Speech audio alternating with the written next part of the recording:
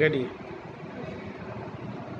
मिथिलांचल का मधुबनी लोकसभा सीट काफ़ी हॉट होते जा रहा है। आज डॉक्टर शकील अहमद जो कांग्रेस के वरिष्ठ नेता रहे, उन्होंने बतौर निर्दलीय प्रत्याशी अपना नामांकन दाखिल किया। हालांकि उन्होंने दावा किया है कि वो एक से नामांकन कांग्रेस की तरफ से भी की है, तो उन्होंने उम्मीद जताई है कि हो सकता कांग्रेस उनको सिंबल देगी। हालांकि उनके नामांकन के बाद से ही यह सीट काफ़ी गर्मा गया है। कई तरह के राजनीतिक चर्चाएं और कयास लगाए।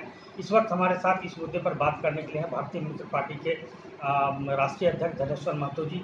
इनका सीधा आरोप है कि यहाँ सिर्फ नाम को लेकर लोग राजनीति कर रहे हैं, उनको जनता के काम से नहीं मतलब। आखिर वो क्या कहना चाह रहे हैं, उनका क्या कहना है, आइए जानते हुए। क्या लगता है डॉक्टर शकील साहब के चुनाव लड़ने के बाद किस तरह का माहौल यहाँ पैदा हुआ, किस तरह के लोगों के बीच क्या मैसेज है? देखिए, डॉक्टर शकील साहब जो हैं वो मैं समझता हूँ अभी भाजपा के एजेंट के रूप में काम कर रहे हैं, आरएसएस के एजेंट के रूप में काम कर रहे हैं। क्योंकि बिहार में यदि कांग्रेस की नैया किसी ने डुबोई है तो वो सिंगल मैं डॉक्टर शकील अहमद के ऊपर ये कह रहा हूँ।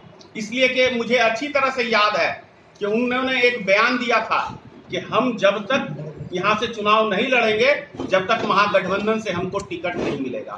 और जब उनको इस बारी महागठबंधन का टिकट नहीं मिला है तो वो निर्दलीय प्रत्याशी के रूप में यहाँ से नामांकन कर रहे हैं। तो इसका मतलब है कि आप भारतीय जनता पार्टी के प्रत्याशी को जिताने का काम कर रहे हैं। एक आवाज लगातार इस चुनाव में हमको देखने को मिला है कि धर्मनिरपेक्षता के बल पे लोग चुनाव लड़ रहे हैं, लेकिन लोग जनवाद के बल पे चुनाव की घोषणा क्यों नहीं कर रहे?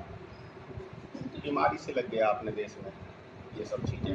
लेकिन एक चीज तो जरूर है कि विकास के मुद्दे के ऊपर चुनाव होना चाहिए, ना कि जाति पाति के मुद्दे पे चुनाव होना चाहिए।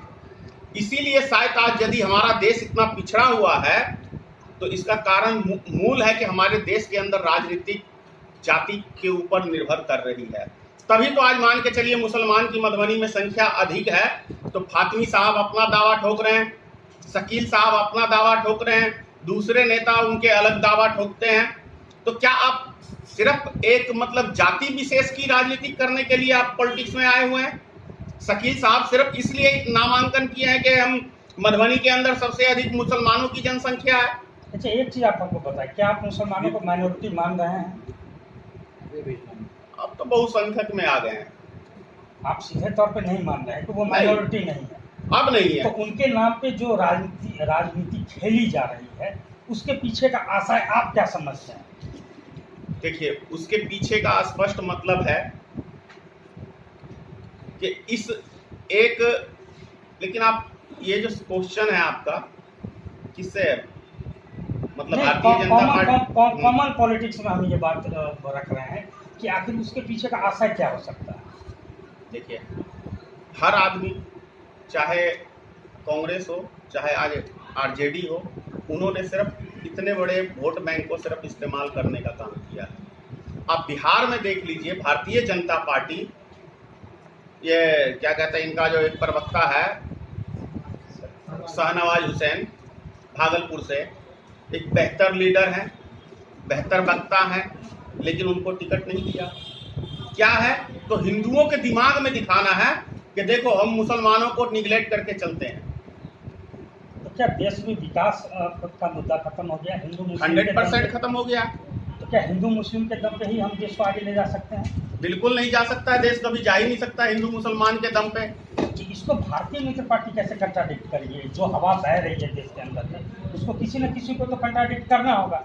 तो जो बीएमपी है वो कैसे कंट्राडिक्ट करेगी? देखिए, भारतीय मित्र पार्टी आपको स्पष्ट हम बार बार कहते हैं कि हमको हिंदू मुसलमान सिख ईसाई सबको लेके चलेंगे, तब ये हमारा देश आगे तरक्की करेगा। किसी एक जाति विशेष पर तरक्की नहीं कर सकता है, क्योंकि हम देश को बांट रहे हैं, देश के नागरिक को बांटने का काम कर रहे हैं।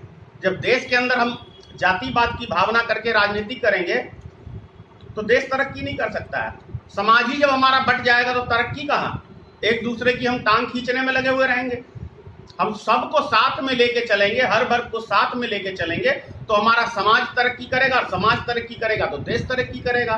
दो धुरंधर, दो केंद्रीय मंत्री यहाँ से चुनाव लड़ने का दावा करती है। एक नामांकन हो गया, दूसरा कल परसों में होना। अरे भाई, ये कोई धुरंधर नहीं है। धुरंधर तो मैं इनको जब समझता कि आप अपनी जहां पे आपकी संख्या नहीं है वहां पे से जाके आप चुनाव लड़िए, तब आप धुरंधर हुए। धुरंधर है भारतीय मित्र पार्टी का ये धनेश्वर महतो। कोई पॉपुलेशन कुशवाहा समाज की नहीं है, लेकिन मधुबनी लोकसभा से हम दावेदार हैं और चुनाव भी जीत के दिखाएंगे, क्योंकि ये 4 बारी हुकुमदेव यहां से सांसद रह चुके हैं, कोई विकास मधुबनी का नहीं हुआ है। 2 बारी शकील साहब यहां मंत्री रह चुके हैं, विधायक में भी सांसद में भी कोई विकास नहीं हुआ है। फातमी साहब दरभंगा से मंत्री रह चुके हैं, कोई विकास नहीं हुआ है। किस मुद्दे से ये जनता के बीच में जाएंगे? धनेश्वर महतो का इन सबको सामना करना पड़ेगा, क्योंकि धनेश्वर महतो सीधा विकास के मुद्दे के ऊपर हम चुनाव में आए हैं और विकास ही हमारा एजेंडा रहेगा। मुसलमान भाई भी समझ चुके हैं कि इनको बेवकूफ बनाने का काम किया गया है इतने दिन से। हिंदू समाज के लोग भी यादव समाज के, जिसपे यादव के दम पे मुसलमान के बाद यादव की मधुबनी लोकसभा में पॉपुलेशन है, इसीलिए आए ना अशोक यादव। चोटी की जनता ने क्यों निकाल दिया अशोक यादव को विधायक में, तो लोकसभा में उम्मीद लगा के बैठे हैं। अब जनता बहुत होशियार हो चुकी है। सियासत साजिशों की चाल है ऐसी, कई चालों को यहाँ खुद से छिपा कर चलना पड़ता है। बीएमपी ने सीधा कहा है कि न तो माइनॉरिटी के दम पे, न तो किसी जाति और धर्म के नाम पे वो चुनाव लड़ेंगे। वो जनता के नाम पे चुनाव लड़ेंगे, किसान मजदूरों के लिए चुनाव लड़ेंगे और चुनाव जीत कर दिखाएंगे और इस परिपाटी को बदल कर दिखाएंगे। वैसे तो चुनाव का परिणाम 23 मई को होना है, लेकिन भारतीय मित्र पार्टी इसी आशय के साथ चुनावी मैदान में है। मैं संजय झा, मधुबनी।